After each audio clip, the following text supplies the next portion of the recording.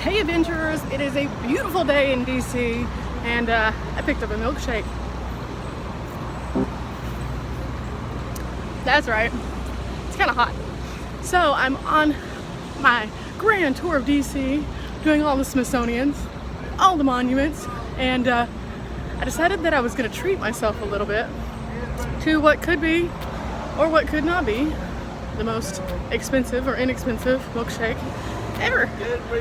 I have no idea how much I just spent on this milkshake, very unlike myself, but what really matters is it's gonna get me to the next destination. I was planning on eating the lunch that I packed with me, but I have less than 30 minutes to get to where I need to be, and I don't know how far I am away from it. So, lunch on the fly.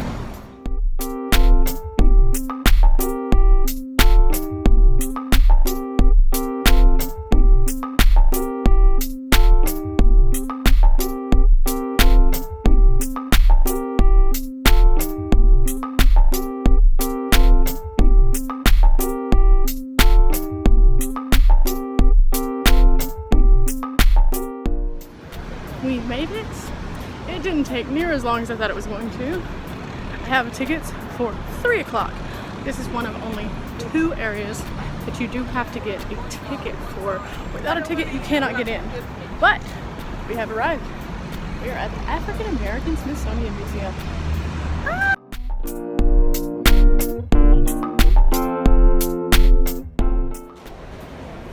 We're gonna start off with a map. They have these available as soon as you walk in, right at that desk right there. So I picked it up. It has a front and a back, so that's very important to acknowledge that there is both.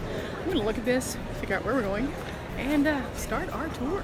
Okay, I had no idea where to start, I'm just gonna be honest. So I went and asked for the best place to start, and I was instructed to go down into the lower levels, and that's going to teach us the history first. So I figured we can work our way through the history up to the culture and the contributions and things like that. It'll be a great way to see everything and move in a way that kind of makes sense sequentially. So we're going down.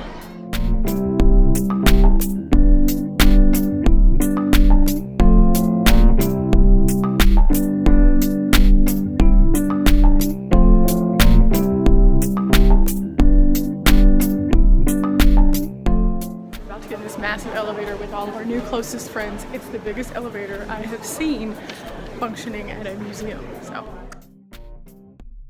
I just wanted to take a moment through here to let you know that I didn't do a lot of commentary in this particular section. The reason being that, as you can tell, the exhibits are close together, they are very detailed, and it is a pretty emotional experience, so I didn't want to be taking away or distracting from other people.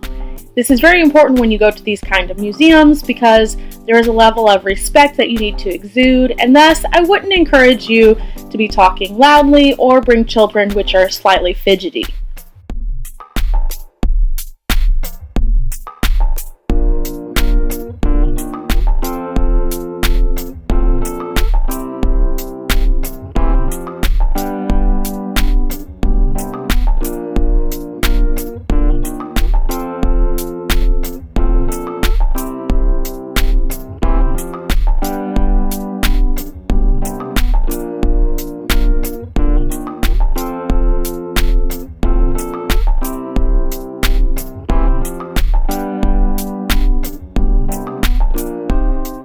As we go over to the right, you'll notice a long wall with names on it. This is really disturbing because it's right next to an auction block.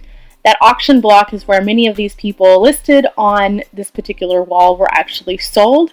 And as you'll notice, some of them were children, many of them were mothers. They were separated from their families and they were valued as nothing more than a possession. This is something that, although we study in history, doesn't get a lot of coverage for the intensity of just how terrible it really was.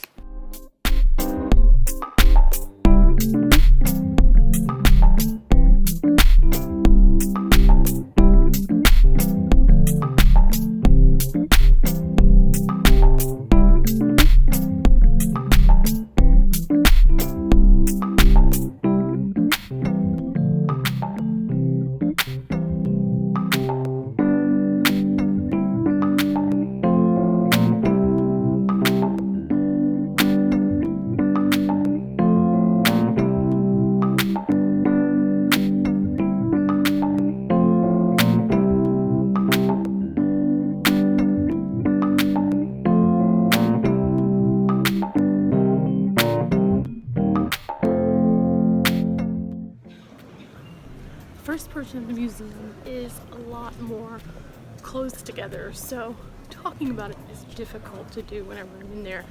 But basically, it walks you through the history all the way up to the Emancipation Proclamation.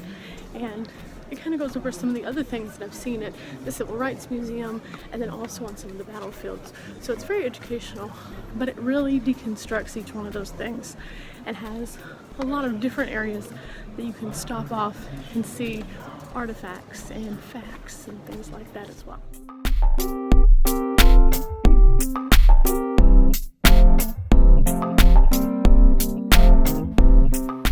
This museum truly is one of the most well put together museums that I visited while I was in the DC area. I was astounded by how much information was in each room. Every room had cases upon cases of stories, written accounts, things you could read, pictures you could see, and things you could interact with.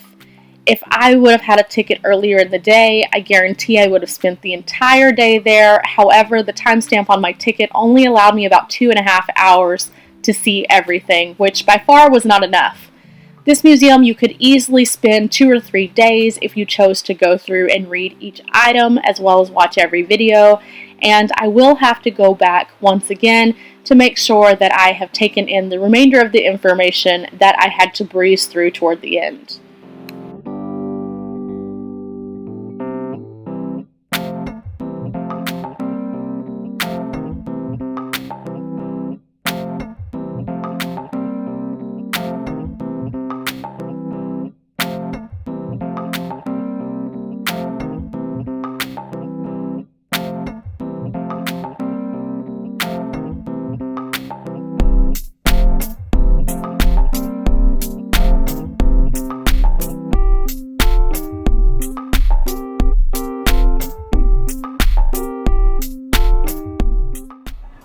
One exhibit that you can't film in is the Emmett Till exhibit, and it's one of those that just kind of leaves something stuck, like right here when you go in there.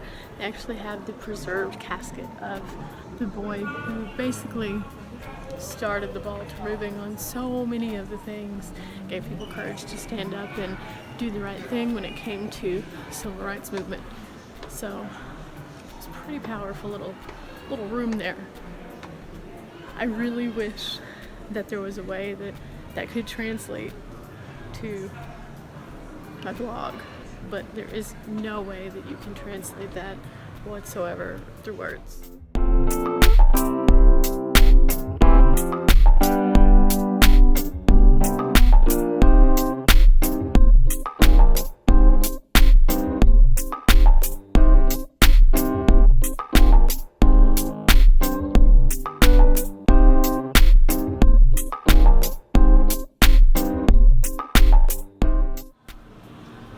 Now on the platform with the train, it's actually closed for renovations, but they have some of the areas where you can look in and see what's going on, like this. We'll go check some more.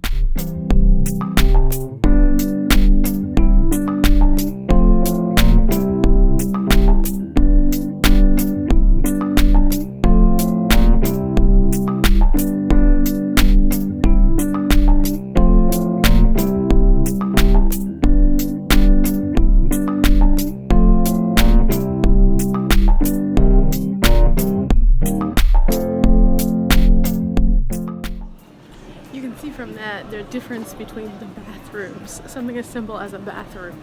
One was like the size of a closet, the other was a whole room. The water cooler area was very small in the colored section. There weren't any private areas. There was no expanded storage. Everything was more compact. And while the seats might have looked similar, it was still at the back, so you had to sit in the less desirable condition.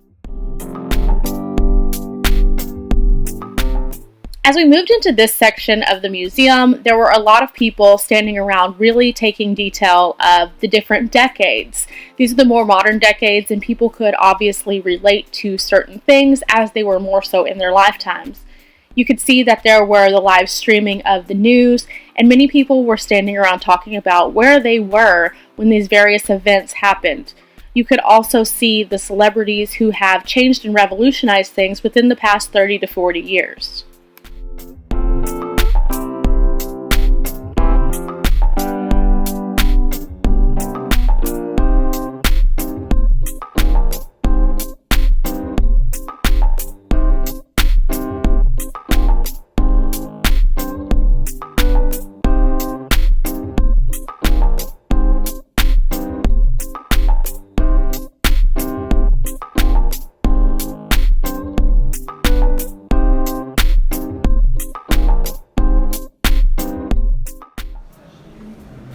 And with that walk, we're pretty much caught up to now.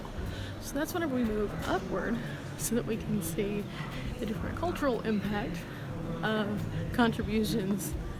And so that's it.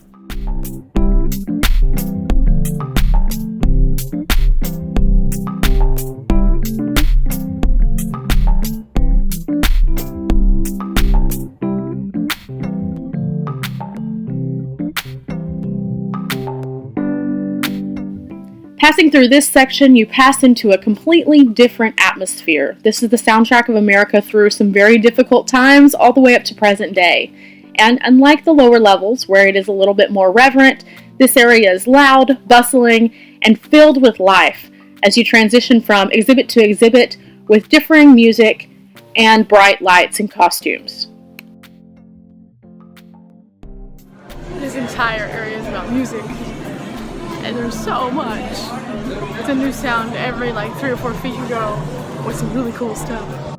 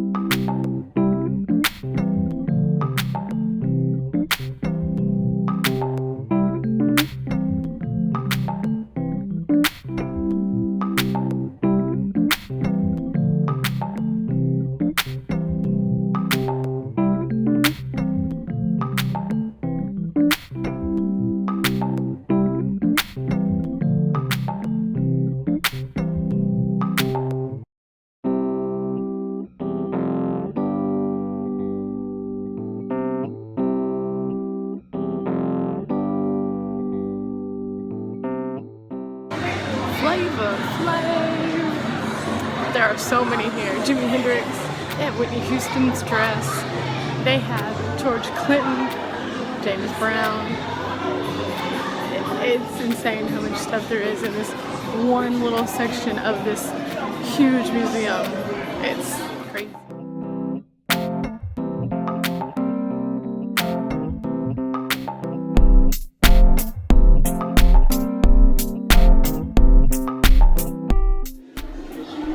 Then we move into all things acting, TV, film, Broadway, so much.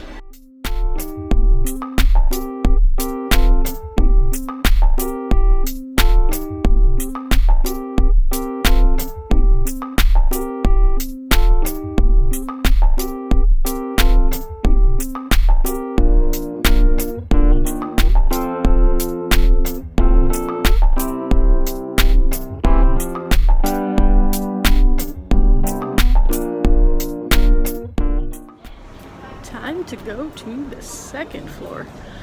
So that was a lot about pop culture and things like that. Good contributions, amazing TV, awesome music. Let's see what number 2 is.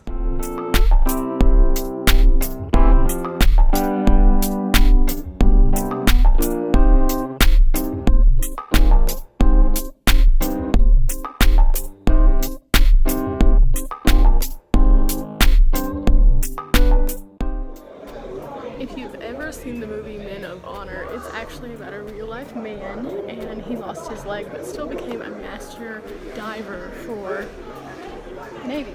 Anyway, this is a dedication of Mr. Carl Brashear, who actually was that man. Now, if you haven't seen the movie, shame on you. You should go and watch it. It's a very good movie. But it just goes to show that with determination, you can do anything, no matter what your circumstances are. And that's a part of the military exhibit here at the museum. It's pretty cool.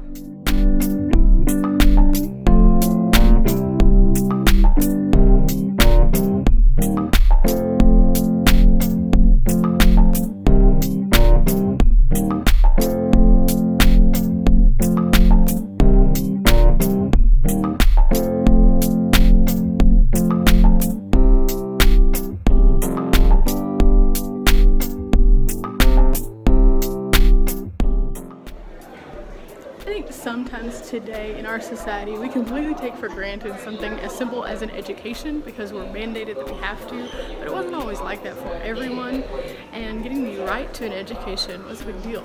Now it's something that we're handed, and we definitely don't appreciate it enough. Just think of all the people who couldn't go to school, who wanted to go to school, who wanted to be educated, who wanted to do things to achieve a higher standard of living. They fought for that. The museum will be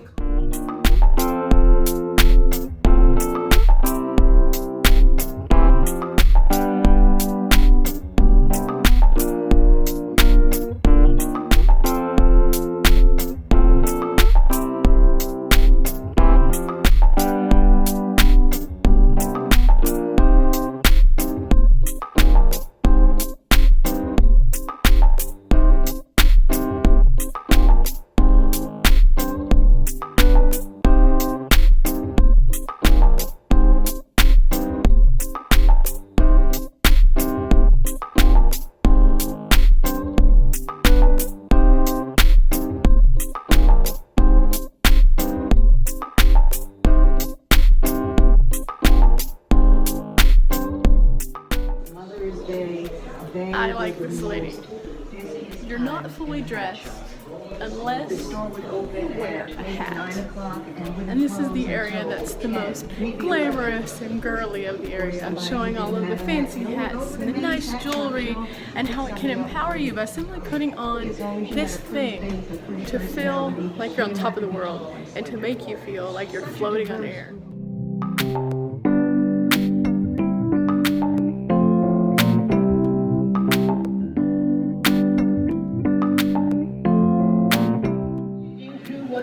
These things are elaborate and custom made, and they're awesome.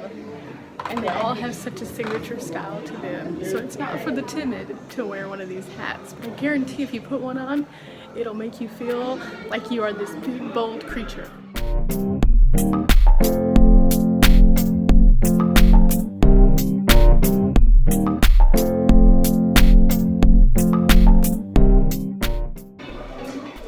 And this is why they talk about the East Coast when it comes to hip hop. It isn't like East Coast, West Coast. This was the original, the Bronx. It's pretty cool to get to see the story about this guy because DJ Tony Tone actually created his own speakers to make them blast harder and louder. And then on top of that, it had the entire Bronx jumping, and it just spread like wildfire into what it is now.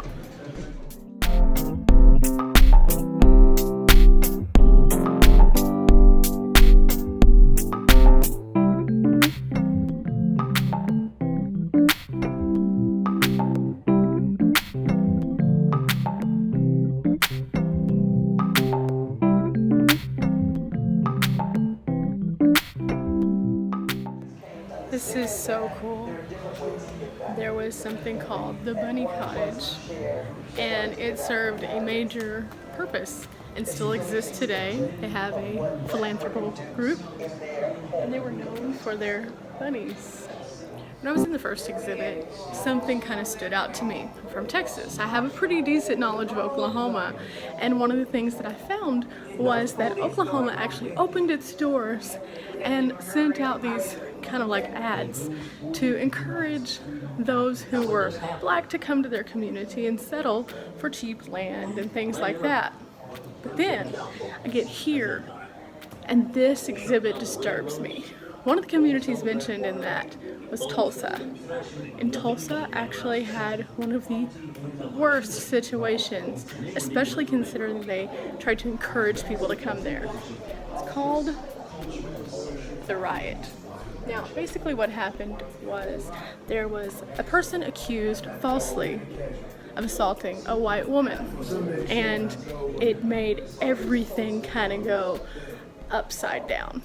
After that, there was rioting, things were stolen, things just went from this ideal existence, somewhat, to this terrible situation where the Klan came in and people were completely taken out of their community, basically, that they had come to, that they had been encouraged to come to. It doesn't make any sense, does it? So how many of my followers know the story of this? There's a lot more to it than what you might necessarily know. The man who did not hold his hand up was actually a white man from another country. He didn't necessarily believe that it was right what happened. So he wanted to support them, but he also wanted to honor their solidarity. So he offered to wear a pin. In wearing that pin, he basically became a pariah in his own country for supporting them. So, even though he was a white man, he was completely denounced by everyone.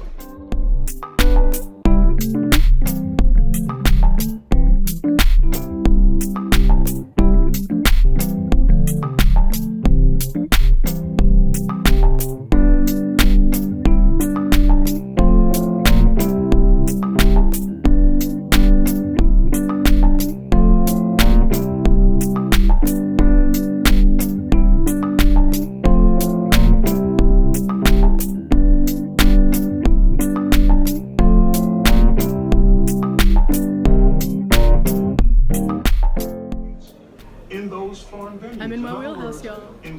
It's basketball, and we all know that I love me some basketball, so I had to come in here. I checked out the video. Of course I took a picture with Jordan. Duh. So now we're gonna move around and see what else there is. Looks like some other cool stuff.